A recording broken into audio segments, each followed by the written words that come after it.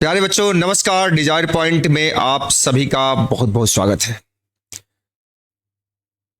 Dzire point channel आप सभी UP board Hindi medium के बच्चों के लिए एक नया सेशन लेकर के आया हुआ है, जहां पे क्लास 11th में पढ़ने वाले हिंदी मीडियम के सभी बच्चों को बहुत ज्यादा सहूलियत मिलने वाला है। इस डिजायर पॉइंट चैनल पर आप सभी के लिए physics, chemistry, maths, bio, Hindi और इंग्लिश की क्लासेस चलने वाली है। तो बच्चों जल्दी से जल्दी जुड़िए हमारे साथ। सबसे पहले आप अपने मोबाइल फोन में डिजायर पॉइंट ऐप को डाउनलोड कर लीजिए। इस सेशन में हम लोग पढ़ने वाले हैं, ये सेशन आपका मैथ्स का सेशन होने वाला है और ये क्लास 11th का पहला लेक्चर है, जिसमें हम स्टार्ट करने वाले हैं क्लास 11th का चैप्टर नंबर 1, जिसे कहा जाता है समुच्चय। तो आइए दोस्तों, आप सभी का एक बार बहुत बहुत स्वागत है आपके इस खूबसूरत से चैनल डिजायर पॉइंट में। सबसे पहले बच्चों हम लोग देखेंगे कि हमें हम ये चैप्टर स्टार्ट करने जा रहे हैं, जिसका नाम है समुच्चय। इसमें सबसे पहले हम लोग ये देखेंगे कि इस पूरे चैप्टर में हमें किन किन पॉइंट्स को डिस्कस करना है। यानी कि यहां पे आपको अगर कोई भी चीजें पढ़ाई जाएंगी तो बहुत ही सिस्टमेटिक वे में पढ़ाई जाएगी। पहला चैप्टर, जैसा कि आप हेडिंग देख रहे हैं, ये एनसीईआरटी मैथ्स का फर्स्ट चैप्टर है। इसका नाम है समुच्चय। अब इस समुच्चय को स्टार्ट करने से पहले दोस्तों हम सबसे पहले क्या देखने वाले हैं? सबसे पहले हम लोग देखने वाले हैं कि इस पूरे चैप्टर में हमें किन किन पॉइंट्स को डिस्कस करना है। यानी सबसे पहले आपके सामने एक फ्लो चार्ट दिखेगा या दिख रहा है, जिसमें हम डिस्कस कर लें कि किन किन पॉइंट्स को इसमें डिस्कस करना है। तो इस चैप्टर की जहां तक बात है दोस्तों, इसमें सबसे पहले अगर मैं पॉइंट की बात करूं तो सबसे पहले हमें पढ़ना है समुच्चय, यानी सेट को पढ़ना है। यानी कि समुच्चय कहा किसे जाता है, समुच्चय की परिभाषा क्या होती है, इसके बारे में हमें पढ़ना है।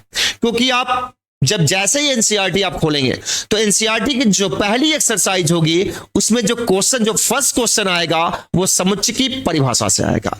तो सबसे पहले दोस्तों हम जानेंगे कि यह समुच्चय होता क्या है। दूसरा जो पॉइंट हमें डिस्कस करना होगा वो होगा समुच्चय का संकेतन। यानी अगर उसको इंग्लिश में देखा जाए तो इसे कहा जाता है नोटेशन ऑफ सेट। यानी सेट के नोटेशन क्या होते हैं, यानी समुच्चय का संकेतन क्या होता है, इसके बारे में हमें पढ़ना है। अगर चैप्टर नंबर में पॉइंट नंबर 3 की मैं बात कर लूं तो इसमें दोस्तों हमें पढ़ना है समुच्चय का निरूपण, जिसे इंग्लिश में कहा जाता है रिप्रेजेंटेशन ऑफ सेट। ठीक है। उसके बाद नेक्स्ट पॉइंट जो इसमें आने वाला है, इसमें हम पढ़ेंगे समुच्चय के प्रकार को, यानी टाइप्स ऑफ सेट, यानी समुच्चय के कितने प्रकार हैं, इसके बारे में हमें डिस्कस करना है।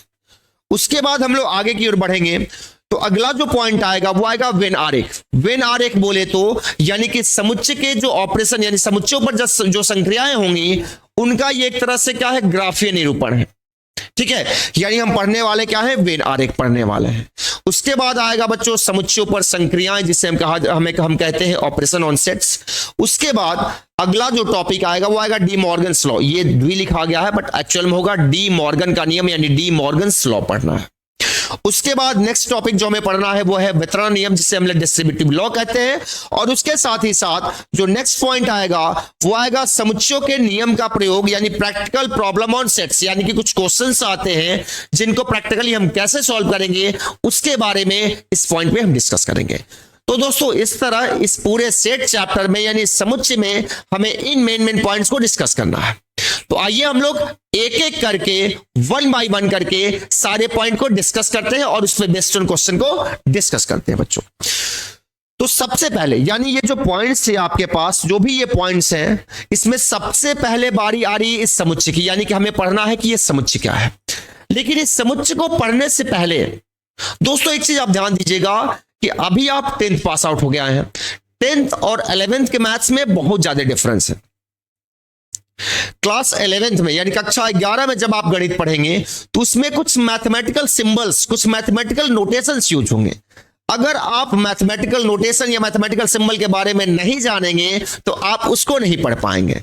अरे भाई, अगर कोई चीज हिंदी में लिखी है तो भी आप पढ़ लोगे, इंग्लिश में लिखिए तब भी कुछ हद तक पढ़ लोगे, लेकिन अगर कोई नोटेशन यूज हुआ हो, कोई सिंबल यूज हुआ हो और उस नोटेशन के बारे में आपको आइडिया नहीं है तो आप उसको फिर नहीं पढ़ पाओगे। तो सबसे पहले क्या करेंगे, इस चैप्टर में जो मेन नोटेशन जो यूज होने वाले हैं सबसे पहले हम लोग उसको डिस्कस करेंगे। तो आइए सबसे पहले दोस्तों हम लोग डिस्कस कर लेते हैं कुछ इंपॉर्टेंट नोटेशंस को। सम इंपॉर्टेंट मैथमेटिकल नोटेशन, ये आपको हेडिंग दिख रहा है, यानी कि कुछ जो महत्वपूर्ण मैथमेटिकल यानी गणितीय कुछ संकेतन यानी कुछ नोटेशन है उसके बारे में देख लेते हैं। जरा इस सिंबल को देखिए, इस सिंबल को हम क्या पढ़ते हैं, इस सिंबल को दोस्तों पढ़ा जाता है सच दैट। अब कुछ बच्चों के मन में ये बात चल रहा होगा कि डिजायर पॉइंट ये तो हिंदी मीडियम वाले बच्चों के लिए ये क्लासेस लेकर आया हुआ है, लेकिन यहां पे तो इंग्लिश लिखा हुआ है। कोई बात नहीं बच्चों, हिंदी मीडियम वाले हो चाहे इंग्लिश मीडियम वाले हो, दोनों ही बच्चे इस सिंबल को सच दैट ही पढ़ेंगे। क्या पढ़ेंगे? सच दैट पढ़ेंगे। उसी तरह मैं इस सिंबल की बात करूं, इस नोटेशन को, ये ग्रीक लैंग्वेज का सिंबल है, ग्रीक लैंग्वेज का सिंबल है। जनरली इसको एप्सिलॉन पढ़ा जाता है। क्या पढ़ा जाता है? एप्सिलॉन पढ़ा जाता है। बट यहां पे इस चैप्टर में इस सिंबल को हम लोग क्या पढ़ेंगे? बिलोंग्स टू पढ़ेंगे। क्या पढ़ेंगे? Belongs to. यानी अगर इसके हिंदी की बात करें तो, अगर इसके हिंदी की मैं बात करें तो हिंदी में से कहा जाता है कि संबंधित है। क्या कहा जाता है? संबंधित है। ठीक है बच्चों, संबंधित है। लेकिन हिंदी मीडियम वाले और इंग्लिश मीडियम वाले दोनों ही बच्चे इस सिंबल को जनरली बिलोंग्स टू ही पढ़ते हैं। उसी तरह अगर इस सिंबल की बात कर ले, यानी बिलोंग्स टू के सिंबल को ऐसे कट कर दिया गया है, इसे पढ़ा जाता है डज नॉट बिलोंग टू। क्या पढ़ा जाता है? Does not belong to. अगर इसकी हिंदी की बात करें तो इसे पढ़ा जाता है संबंधित नहीं है, संबंधित नहीं है। ठीक है, लेकिन जनरली आपको इसको डज नॉट बिलोंग टू ही पढ़ना है। उसके बाद इस नेक्स्ट नोटेशन की मैं बात करूं तो ये भी ग्रीक लैंग्वेज यानी ग्रीक भाषा का एक सिंबल है, जिससे क्या पढ़ा जाता है? फाइव पढ़ा जाता है। क्या पढ़ा जाता है? फाइव पढ़ा जाता है। ठीक है, इसके साथ ही साथ दोस्तों कुछ नोटेशंस और हैं। जैसे आप देख लो, जैसे अगर यहां पे एन आएगा, एन ये होगा प्राकृतिक संख्याओं का समुच्चय। क्या होगा? प्राकृतिक संख्याओं का समुच्चय। यानी प्राकृतिक संख्याओं के समुच्चय को जनरली हम किससे डिनोट करेंगे? जनरली दोस्तों हम एन से डिनोट करेंगे। ठीक है, उसी तरह एक नोटेशन और आएगा डब्ल्यू। इससे हम क्या करेंगे? पूर्ण संख्याओं के समुच्चय को निरूपित करेंगे। कैसे करेंगे? पूर्ण संख्याओं के समुच्चय को हम लोग डब्ल्यू से निरूपित करेंगे। उसी तरह आई या जेड यानी दोनों में से कोई एक से हम लोग पूर्णांकों के समुच्चय को निरूपित करेंगे। कैसे करेंगे? किसको करेंगे? पूर्णांकों के समुच्चय को निरूपित करेंगे। वैसे ही दोस्तों अगर क्यू आ जाए तो क्यू से हम लोग परिमेय संख्याओं के समुच्चय को, परिमेय संख्याओं के समुच्चय को क्या करेंगे? हम निरूपित करेंगे। उसी तरह दोस्तों आर से, कैपिटल आर से हम किसको दिखाएंगे? वास्तविक संख्याओं के समुच्चय को निरूपित करेंगे। वास्तविक संख्याओं के समुच्चय को निरूपित करेंगे। यानी इतना आप दिमाग में आप बैठा लीजिएगा कि अब आगे कहीं भी आपको अगर n दिख जाए तो n का मतलब होगा प्राकृतिक संख्याओं का समुच्चय, w दिख जाए तो पूर्ण संख्याओं का समुच्चय, i दिखे या z दिखे तो पूर्णांकों का समुच्चय, q दिख जाए तो परिमेय संख्याओं का समुच्चय और कैपिटल R दिख जाए तो वास्तविक संख्याओं का समुच्चय होता है। तो इस तरह ये सारे नोटेशंस आपके लिए काफी इंपॉर्टेंट हैं, तो इसको आप अपने दिमाग में बैठा लीजिएगा। अब मैं मूव करता हूं आगे की ओर। अब बात मैं करता हूं जो फ्लो चार्ट में हमने जो पॉइंट्स देखे हैं उसमें सबसे पहला पॉइंट था समुच्चय, यानी समुच्चय की परिभाषा। हमें सबसे पहले पढ़ना था कि समुच्चय की परिभाषा क्या है। तो आइए दोस्तों देखते हैं कि समुच्चय होता क्या है, समुच्चय की परिभाषा क्या है। गौर से देखिएगा क्योंकि समुच्चय की परिभाषा से क्वेश्चन बनते हैं। समुच्चय क्या कर रहा है? कह रहा है कि वस्तुओं के सुपरिभाषित संग्रह को, वस्तुओं के सुपरिभाषित संग्रह को समुच्चय कहा जाता है। हाँ जी हाँ, आपने बिल्कुल सही सुना।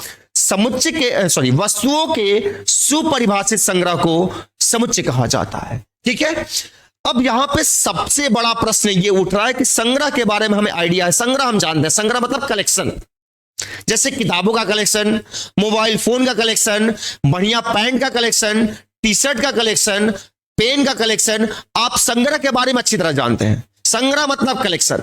लेकिन यहां पे एक वर्ड और जुड़ जा रहा है। वो वर्ड क्या जुड़ रहा है? वह वर्ड जुड़ रहा है सुपरिभाषित संग्रह। भैया संग्रह के बारे में हमें आइडिया तो है, हम संग्रह तो जानते हैं, बट ये सुपरिभाषित संग्रह क्या होता है? सबसे बड़ा प्रश्न ये उठता है। यानी ध्यान दीजिएगा कि समुच्चय होता क्या है? वस्तुओं के सुपरिभाषित संग्रह को समुच्चय कहा जाता है। ठीक है, जैसे एक सेकेंड, एक क्वेश्चन आता है बच्चों, एक क्वेश्चन आपसे पूछ दिया जाता है। क्या पूछा जाता है? जैसे आप एक क्वेश्चन जनरली आपसे पूछ देगा कि समुच्चय है, क्या पूछेगा? ये कहेगा यहां पे कि समुच्चय है, समुच्चय है। 4 ऑप्शन दे दिया। ऑप्शन क्या दिया इसने? क्या दिया? वस्तुओं का संग्रह। क्या बोला? वस्तुओं का संग्रह। फिर इसने दूसरा ऑप्शन दे दिया, दूसरा ऑप्शन दे दिया सुपरिभाषित वस्तुओं का संग्रह, सुपरिभाषित वस्तुओं का संग्रह, वस्तुओं का संग्रह। उसके बाद इसने तीसरा ऑप्शन दिया आपको, उसने क्या दिया कि वस्तुओं का सुपरिभाषित संग्रह, वस्तुओं का सुपरिभाषित संग्रह, सुपरिभाषित संग्रह, ठीक है। और चौथा ऑप्शन दे दिया आपको इनमें से कोई नहीं, इनमें से कोई नहीं, ठीक है। अब इन चारों ऑप्शन में से आपको बताना है कि समुच्चय है कौन। तो जरा गौर से देखिए, बोला है वस्तुओं का संग्रह, बिल्कुल ये गलत है, क्योंकि वस्तुओं के संग्रह यानी सारे संग्रह, वस्तुओं के सारे संग्रह समुच्चय नहीं कहलाते हैं, ध्यान रखिएगा। दूसरा ऑप्शन कह रहा है कि देखिए सबसे ज्यादा बच्चे इन दोनों में कंफ्यूज रहते हैं। यहां पे लिखा है सुपरिभाषित वस्तुओं का संग्रह, जबकि यहां पे लिखा है वस्तुओं का सुपरिभाषित संग्रह। आपने इसकी परिभाषा में देखा कि वस्तुओं के सुपरिभाषित संग्रह को समुच्चय कहा जाता है, यानी इसके अकॉर्डिंग सबसे सही आंसर ऑप्शन नंबर सी होगा, ठीक है। अब कुछ बच्चे कहेंगे सर बी नहीं होगा, बी भी तो सेम ही है। नहीं बच्चों, बी बिल्कुल नहीं होगा, बी बिल्कुल गलत है, क्योंकि इसने कहा है सुपरिभाषित वस्तुओं का संग्रह, जबकि समुच्चय की परिभाषा कहता है कि वस्तुओं के सुपरिभाषित संग्रह को समुच्चय कहा जाता है, ठीक है। यानी सही इसका आंसर हुआ ऑप्शन नंबर सी। अब यहां पे एक क्वेश्चन ये अराइज हो रहा बच्चों कि हमने तो ये जान लिया कि समुच्चय क्या होता है, वस्तुओं के सुपरिभाषित संग्रह को समुच्चय कहा जाता है, लेकिन सबसे बड़ा प्रश्न ये उठता है कि सुपरिभाषित संग्रह होता क्या है। तो आइए हम लोग इसके बारे में डिस्कस कर लेते हैं। जरा गौर से इस पॉइंट को देखिए, कह रहा है कि सुपरिभाषित संग्रह से तात्पर्य ऐसे संग्रह से है, यानी ऐसे कलेक्शन से है जिसकी परिभाषा व्यक्ति दर व्यक्ति ना बदले, यानी जिस संग्रह की परिभाषा अलग अलग व्यक्तियों की नजर में अलग अलग ना हो, उस संग्रह को हम लोग क्या कहते हैं? सुपरिभाषित संग्रह कहते हैं। इसको आगे और मैं क्लियर करने वाला हूं, इसको एग्जाम्पल से क्लियर करने वाला हूं। दोस्तों जरा गौर से देखिए, यहां पे मैंने परिभाषा दे रखा है किसका? ये कह रहा है संग्रह, ये सामान्यतः ये संग्रह है और ये सुपरिभाषित संग्रह है। जरा गौर से देखिएगा, यहां पे अगर मैं आपसे प्रश्न करूं कि 3 पसंदीदा फलों का संग्रह, अगर मैं आपसे क्वेश्चन करूं कि आप अपने 3 पसंदीदा फलों के संग्रह बताइए, यानी उनके नाम बताइए, तो हो सकता है आपका जो पसंदीदा फल हो, पहला पसंदीदा आपका आम हो, दूसरा केला हो, तीसरा अंगूर हो, ठीक है। पहला मैंने क्या बोला कि आपका पसंदीदा पहला फल क्या हो? आम हो जाए, दूसरा क्या हो जाए? केला हो जाए, और तीसरा क्या हो जाए? अंगूर हो जाए, ठीक है। लेकिन बच्चों अगर यही क्वेश्चन मैं आपके दोस्त से करूं, मैं आपके दोस्त से करूं, तो ये कोई जरूरी नहीं है कि जो 3 आपके पसंदीदा फल हैं वही तीनों पसंदीदा उनका भी हो। यानी कहने का मतलब यह है कि इस संग्रह का जो आंसर आएगा, इस प्रश्न का जो आंसर आएगा, वो अलग अलग व्यक्तियों की नजर में अलग अलग हो सकता है। हो सकता है आपका पसंदीदा फल कुछ और हो, आपके दोस्त का कुछ और हो, मेरा कुछ और हो, मेरे दोस्त का कुछ और हो। यानी सभी लोगों का पसंदीदा फल सेम नहीं हो सकता है। हाँ, 1-2 लोगों का मैच भी कर सकता है, ऐसा नहीं है, बट 1-2 लोगों से मतलब नहीं है, मतलब सभी का सेम होना चाहिए, लेकिन ऐसा नहीं है। तो बच्चों ऐसे संग्रह को हम क्या कहेंगे? सिर्फ संग्रह कहेंगे, इसको हम सुपरिभाषित संग्रह नहीं कहेंगे। अब जरा देखिए सुपरिभाषित संग्रह किसे कहेंगे? सुपरिभाषित संग्रह का मतलब एक ऐसा संग्रह जिसकी परिभाषा अलग अलग व्यक्तियों की नजर में अलग अलग ना हो। जैसे अंग्रेजी वर्णमाला का संग्रह, अगर अंग्रेजी वर्णमाला का संग्रह मुझसे पूछा जाएगा तो मैं ए से लेकर के जेड तक ही बताऊंगा। आपसे पूछा जाएगा, आप भी ए से लेकर जेड तक ही बताओगे। किसी और से पूछा जाएगा तो वो भी ए से लेकर के जेड तक ही बताएगा। यानी अगर किसी से पूछा जाए तो इस संग्रह में यही सारे, यानी कि ये जेड तक यही सब क्या आएंगे? यही सब अल्फाबेट्स, यानी यही अंग्रेजी वर्णमाला आएंगे। यानी इस संग्रह की परिभाषा व्यक्ति दर व्यक्ति नहीं बदल रही है। तो ऐसे संग्रह जिसकी परिभाषा व्यक्ति दर व्यक्ति न बदले, उसे हम क्या कहते हैं? सुपरिभाषित संग्रह कहते हैं। तो आपको एक एग्जांपल से संग्रह और सुपरिभाषित संग्रह में अंतर समझ में आ गया होगा। उसी तरह अगर मैं दूसरे एग्जांपल की बात करूं, दूसरे संग्रह की कहना कि दो पसंदीदा भारतीय क्रिकेटरों का संग्रह। भैया दो भारतीय पसंदीदा क्रिकेटरों का संग्रह, अभी भी हमें सबसे पहले पसंदीदा हमारे सबसे प्लेयर कौन से हैं? एमएसडी है, यानी एमएस धोनी है। और दूसरा हमारे पसंदीदा कौन से हैं? ये दूसरा हमारे पसंदीदा विराट कोहली है। ठीक है, हो सकता है कि आपसे पूछा जाए कि आप अपने दो पसंदीदा क्रिकेटरों के नाम, भारतीय क्रिकेटरों के नाम बता दो, तो हो सकता है आप पहले विराट कोहली को रख लो, दूसरा रोहित शर्मा को रख लो। आपके किसी दोस्त से पूछा जाए तो हो सकता है वो किसी और दो को बता दे। तो बच्चों ये जो संग्रह है ना, इसकी परिभाषा व्यक्ति दर व्यक्ति बदल रही है, यानी इस क्वेश्चन का आंसर हर व्यक्ति का अलग अलग हो सकता है। इसलिए क्या है, ये केवल संग्रह, ये सुपरिभाषित संग्रह नहीं है। जबकि यहां पूछा जाए कि दो सबसे अधिक रन बनाने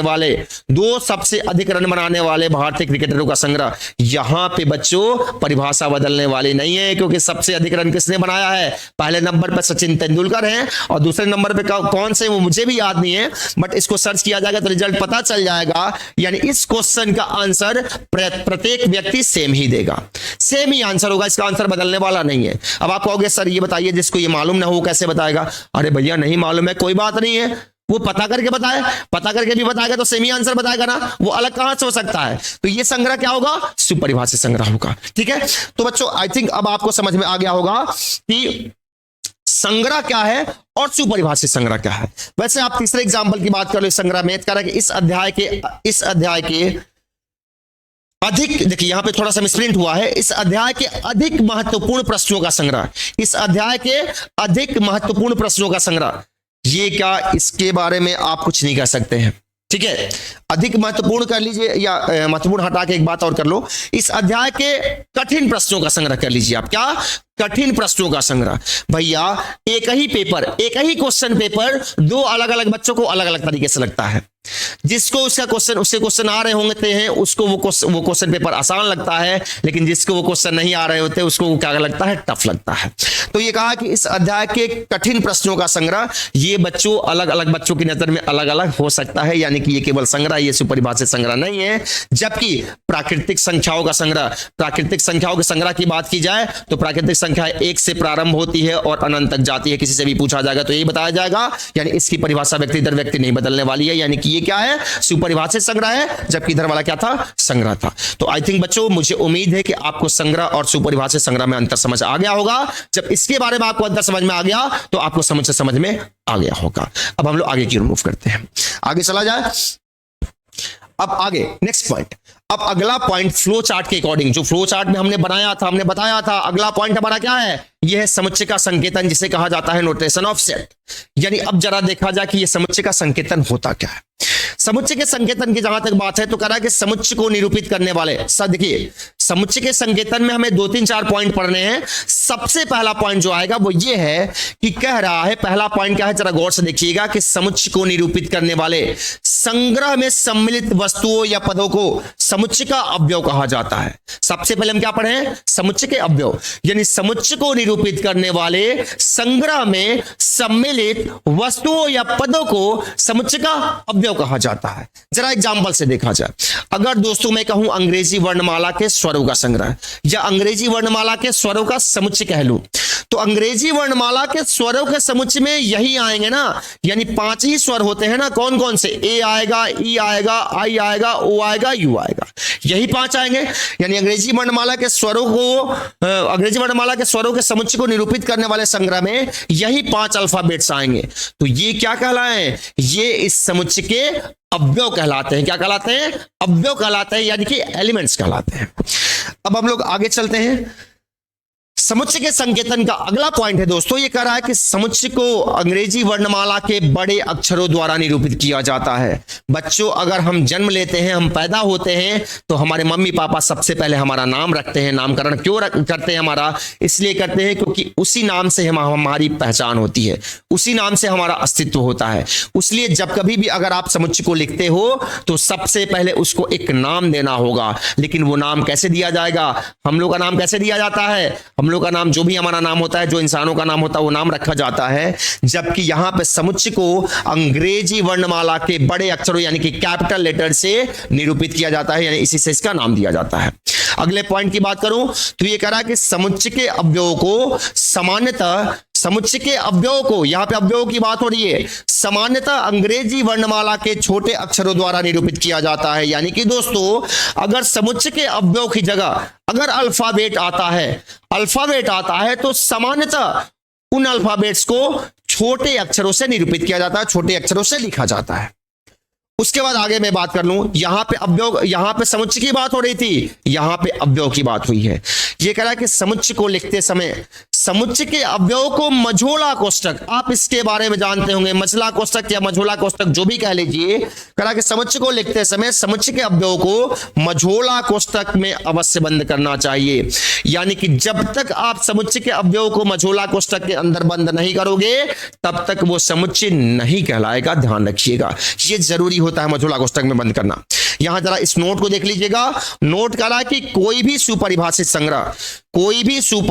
संग्रह समुच्चय नहीं होगा, यानी समुच्चय नहीं कहलाएगा जब तक कि उसे मझोला कोष्ठक के अंदर बंद न किया जाए। यानी जब तक बच्चों सुपरिभाषित संग्रह को हम लोग मझोला कोष्ठक के अंदर बंद नहीं करेंगे तब तक वो समुच्चय नहीं कहलाएगा, ध्यान रखिएगा, ठीक है। तो ये काफी इंपॉर्टेंट पॉइंट है, इन सबके एग्जांपल्स अभी आएंगे। जरा देखिए इन जो भी पॉइंट्स हमने समुच्चय के संकेतन में जो भी पॉइंट्स पढ़े उसके एग्जांपल्स दिए गए हैं।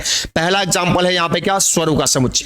इस स्वरों का समुच्चय को हमने नाम दिया किससे, कैपिटल वी से, क्योंकि हमने बताया है कि समुच्चय का नामकरण किया जाता है और समुच्चय का नामकरण अंग्रेजी वर्णमाला के बड़े अक्षरों से किया जाता है। यहां पे इसका कैपिटल वी नाम दिया गया। अब स्वरों का समुच्चय में क्या आएंगे, स्वर ही आएंगे ना, सारे स्वर आएंगे। और ये सारे स्वर क्या है, ये क्या है, इस समुच्चय के अवयव हैं। और समुच्चय के अवयवों को, अगर समुच्चय के अवयवों की जगह कोई अल्फाबेट्स आता है तो जनरली उसको स्मॉल लेटर यानी कि छोटे अक्षरों से लिखा जाता है, छोटे अक्षरों से लिखा गया है। और इन सारे अवयवों को जब तक आप इस मझोला कोष्ठक के अंदर बंद नहीं करोगे तब तक ये समुच्चय नहीं कहलाएगा, ठीक है। यानी जो भी पॉइंट्स पढ़े उस सारे के एग्जांपल यहां पे दिए गए हैं। ये क्या है, स्वरों का समुच्चय, इसका नामकरण किया गया और इनके अवयवों को मझोला कोष्ठक के अंदर लिख करके बंद कर दिया गया। ये क्या बन गया, एक समुच्चय बन गया। उसी तरह अगर मैं बात कर लूं 3 के प्रथम 5 गुणजों का समुच्चय, 3 के प्रथम 5 गुणजों के समुच्चय को मैंने क्या नाम दे दिया, ए नाम दे दिया, कैपिटल ए से नाम दे दिया। अब इस समुच्चय में क्या आएंगे, 3 के प्रथम 5 गुणज आएंगे, यानी 3 दूना 6, 3 तिहाई 9, 3 चौके 12, 3 पंचे 15। ये सारे अवयव आ गए। इन सारे अवयवों को मझोला कोष्ठक के अंदर बंद कर दिया गया, ये समुच्चय हो गया। जब तक आप मझोला कोष्ठक के अंदर बंद नहीं करोगे तब तक समुच्चय नहीं होगा। एक हाथी को पकड़ के लाओ, हाथी को, बहुत बड़ा होता है, उस हाथी को अगर आप मझोला कोष्ठक के अंदर बंद कर दोगे तो वो क्या कहलाएगा, वो एक समुच्चय बन जाएगा। मैं हूं, मुझे एक मझोला कोष्ठक के अंदर बंद कर दो, मैं क्या बन जाऊंगा, एक समुच्चय बन जाऊंगा, ठीक है। तो ध्यान रखिएगा। उसके बाद तीसरा एग्जांपल सप्ताह के दिनों का समुच्चय, सप्ताह के 7 दिनों का समुच्चय, इसको कैपिटल बी से नाम दे दिया गया। किसी भी आप अल्फाबेट से नाम दे सकते हो। कुछ ऐसे सेट्स हैं जिनका कुछ स्पेसिफिक सिंबल है, जैसे प्राकृतिक संख्याओं का समुच्चय, मैंने पहले ही बताया, उसको कैपिटल एन से निरूपित किया जाता है, ठीक है। पूर्ण संख्याओं का समुच्चय, उसे कैपिटल डब्ल्यू से निरूपित किया जाता है। कुछ को छोड़ करके बाकी को आप किसी भी अल्फाबेट से उसका नामकरण कर सकते हो। सप्ताह के 7 दिनों का समुच्चय, इसमें क्या हुआ, सप्ताह के 7 दिन को मझोला कोष्ठक के अंदर क्या कर दिया गया, लिख दिया गया, ठीक है। तो ये क्या बन गया, समुच्चय बन गया। उसी तरह प्राकृतिक संख्याओं का समुच्चय, इससे कैपिटल एन से दिखाया गया, इसमें प्राकृतिक संख्याएं आ गई। भाई प्राकृतिक संख्याएं तो अनंत तक होती हैं, इसलिए इधर क्या कर दिया गया, treat means dot dot dot लगा दिया गया, ठीक है। इस तरह बच्चों आपको समुच्चय का संकेतन भी समझ में आ गया होगा, ठीक है। अब जरा इसको देखिए, इस पॉइंट को भी जरा गौर से देखिएगा, क्योंकि इन पॉइंट को पढ़ना भी बहुत जरूरी है। इसका यूज जब आप एनसीईआरटी की पहली एक्सरसाइज यानी एक्सरसाइज 1.1 करेंगे तो वहां पे बहुत काम आने वाला है। ये क्या कर रहा है कि समुच्चय के अवयवों को सामान्यतः अंग्रेजी वर्णमाला के छोटे अक्षरों द्वारा लिखा जाता है, अंग्रेजी वर्णमाला के छोटे अक्षरों द्वारा लिखा जाता है। मैंने पहले ही बताया कि समुच्चय के अवयव की जगह अगर इंग्लिश अल्फाबेट आता है तो उनको आप अंग्रेजी वर्णमाला के छोटे अक्षरों द्वारा सामान्य रूप से लिखोगे।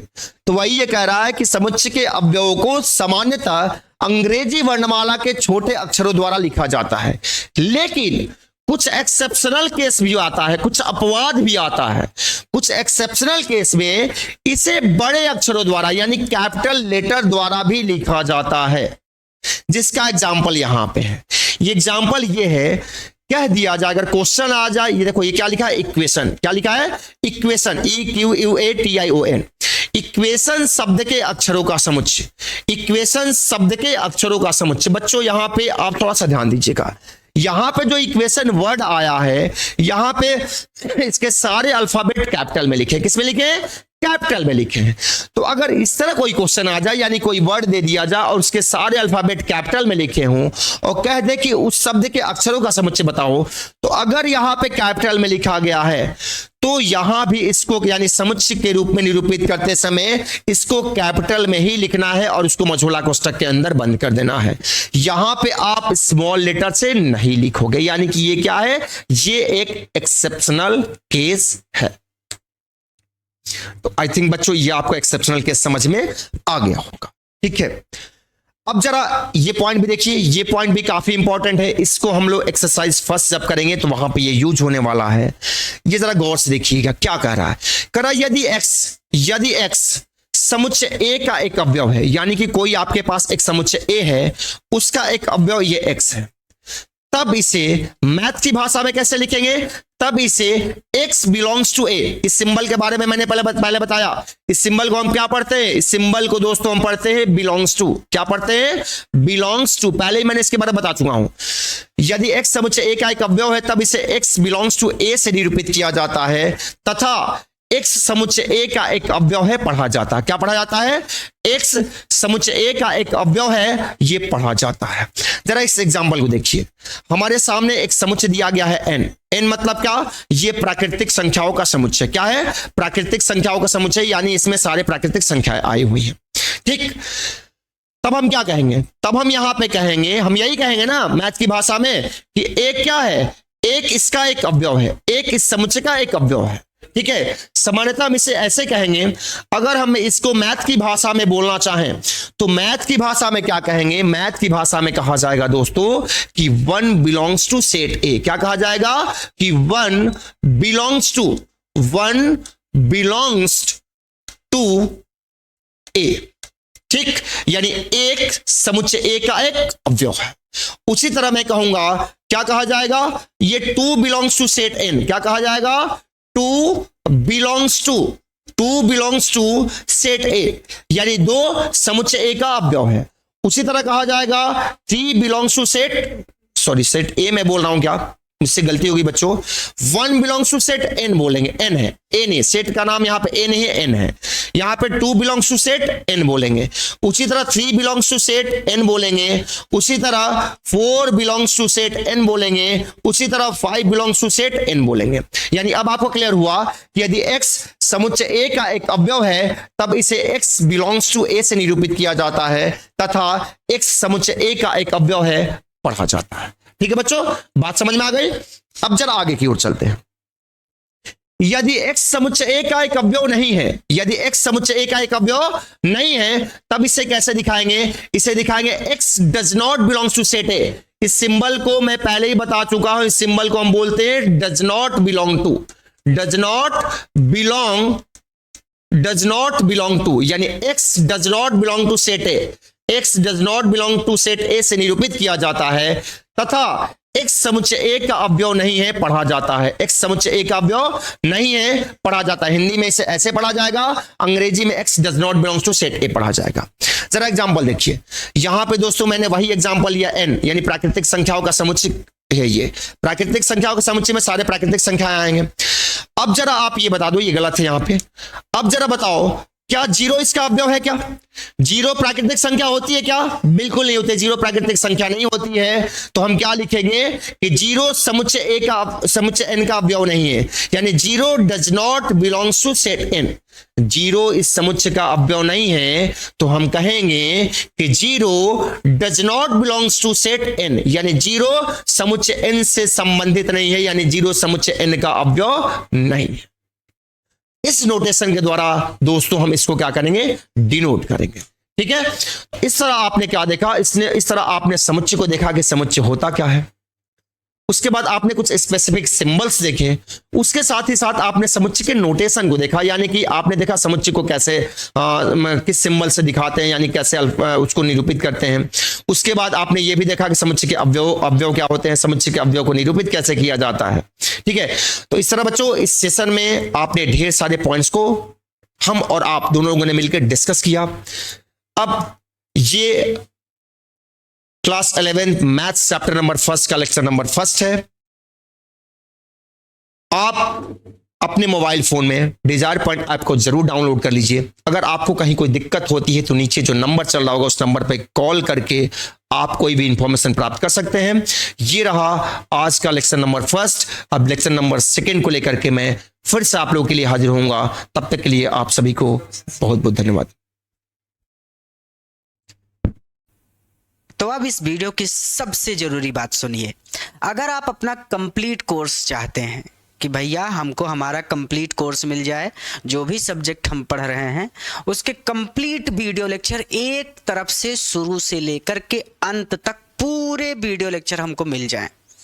अगर आपको अपना कंप्लीट कोर्स चाहिए प्लस आप चाहते हैं कि आपको बने बनाए नोट्स भी मिल जाएं, हमको नोट्स भी ना लिखना पड़े, तो इस सुविधा के लिए, क्योंकि YouTube पर कंप्लीट कोर्स उपलब्ध कराना बिल्कुल भी संभव नहीं है, क्योंकि नोट्स अपलोड करने की कोई सुविधा YouTube पर नहीं है। अब अगर आपको अपना कंप्लीट कोर्स चाहिए वीडियो लेक्चर प्लस नोट्स के साथ, तो आप हमारा डिजायर पॉइंट ऐप डाउनलोड कर लीजिए। ऐप का लिंक इस वीडियो के डिस्क्रिप्शन में है। उस लिंक पर क्लिक करके आप प्ले स्टोर से ऐप को डाउनलोड कर सकते हैं, या फिर आप प्ले स्टोर पर डिजायर पॉइंट लिख कर सर्च कर सकते हैं। ये चैनल का लोगो है। प्ले स्टोर पर ऐप आ जाएगा। ऐप को आप प्ले स्टोर से डाउनलोड कर सकते हैं। ऐप को अपने फ़ोन में डाउनलोड करने के बाद आपको ऐप पर अपना रजिस्ट्रेशन कर लेना है, यानी अपना नाम, गांव, सारा डिटेल भर के अपना रजिस्ट्रेशन करके अपना अकाउंट बना लेना है। और जो अकाउंट बनाइएगा उसका पासवर्ड ज़रूर याद रखिएगा, क्योंकि पासवर्ड अक्सर बच्चे भूल जाते हैं। तो अपना पासवर्ड बना लेना है, अपना अकाउंट बना लेना है, रजिस्टर कर लेना है, और ऐप पर आपको वीडियो लेक्चर मिल जाएंगे प्लस नोट्स मिल जाएंगे। रिकॉर्डेड बैचेस के साथ साथ लाइव बैचेस भी अगर स्टार्ट हो रही होंगी तो वो भी आपको मिल जाएंगी, यानी ऐप पर आपको सारी सुविधा मिल जाएगी। कंप्लीट कोर्स मिल जाएगा, डाउट सेशन मिल जाएगा लाइव क्लासेस के दौरान, और आपको नोट्स मिल जाएंगे, यानी आपकी पढ़ाई पूरी तरह से हो सकेगी, कोई दिक्कत आपको नहीं होगी। और अभी भी अगर कोई दिक्कत है तो आप हमसे कांटेक्ट कर सकते हैं। हमसे कांटेक्ट करने के लिए ये हमारा नंबर है, आप हमको कॉल या व्हाट्सएप पर मैसेज कर सकते हैं। हमारा नंबर है 9129 28 63 65। इस नंबर पर आप हमसे कॉल या फिर व्हाट्सएप पर मैसेज करके सहायता प्राप्त कर सकते हैं। हम आपकी पूरी मदद करेंगे। धन्यवाद।